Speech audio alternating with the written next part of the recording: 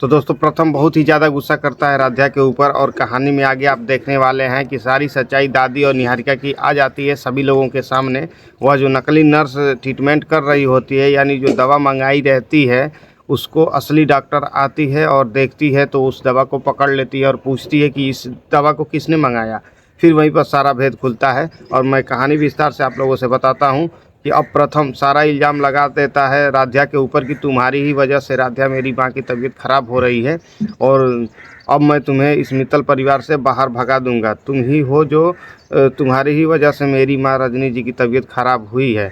अब यह बात सुन करके प्रथम की राध्या के पैरों के नीचे से ज़मीन ही खसक जाती है। उसे वो शौक हो जाती है, मतलब शॉक्ड हो जाती है राध्या कि आखिर यह प्रथम जी मुझ पे इल्ज़ाम क्यों लगा रहे हैं।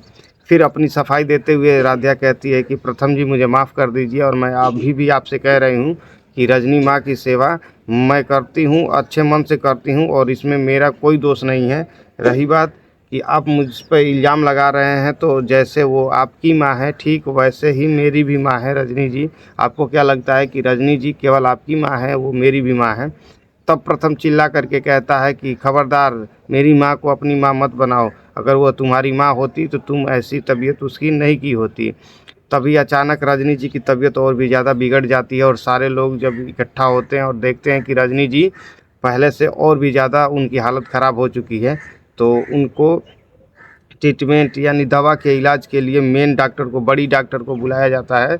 यानी जब बड़ी लेडीज़ डॉक्टर आती हैं और जांच करती हैं, सारी दवाइयों का जांच करती हैं, फिर उनको वह नकली दवा पकड़ में आ जाती है और वो पूछती हैं सारी दवाइयों को लेकर के कि इस दवा को किसने मंगाया और इस दवा को किसने मंगाया, किसने कहा इस दवा को इनको उपचार के लिए करने के लिए। फिर राध्या पे सारा इल्ज़ाम जाता है, सभी लोग कहते हैं कि ये दवा तो राध्या लेकर के आई है। फिर राध्या के ऊपर बहुत ही ज़्यादा गुस्सा करते हैं लोग। तभी अचानक राध्या कहती है कि ठीक है मैं तो लेके आई हूँ बाज़ार से, लेकिन इस दवा को इस नर्स जी ने मंगाया है। अब यहीं पर पूरा गेम पलट जाता है और यही होता है कि राध्या जब कहती है कि मैं अपने मन से ये दवा नहीं लेकर के आई हूँ, जब जो भी मैं दवा लेकर के आई हूँ उस दवा को इस नर्स जी ने मंगाया है। बस अब क्या यहीं पर सारा भेद खुल जाता है। अब नर्स अपने आप को बचने के लिए सारा इल्ज़ाम लगाने लगती है कि मैं भी अपने मन से ये दवा को नहीं मंगाई थी, मुझसे यह दवा को मंगाया गया था और वो मंगाने वाली निहारिका जी हैं और दादी जी।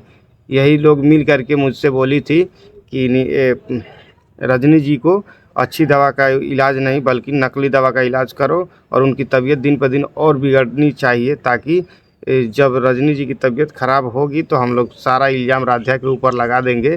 तो दादी और निहारिका की ही चाल है जो हमसे गलत दवाइयाँ मंगा करके और इनका उपचार करा रही थी।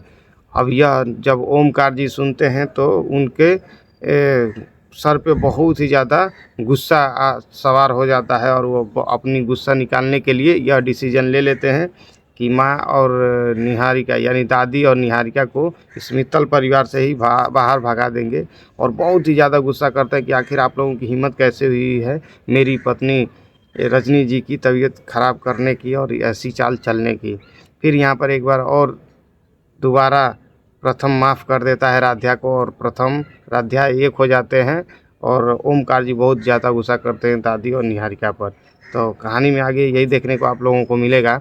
बाकी यह वीडियो आप लोगों को थोड़ी सी भी अच्छी लगी हो तो अभी इस वीडियो को एक लाइक करके इस चैनल को सब्सक्राइब कर लीजिए, फॉलो कर लीजिए, क्योंकि रोज़ ऐसी ही अपडेट वीडियो जानने व सुनने के लिए अभी इस वीडियो को एक लाइक करके चैनल को सब्सक्राइब कर लीजिए। इस वीडियो को यहाँ तक देखने के लिए आपका बहुत बहुत धन्यवाद।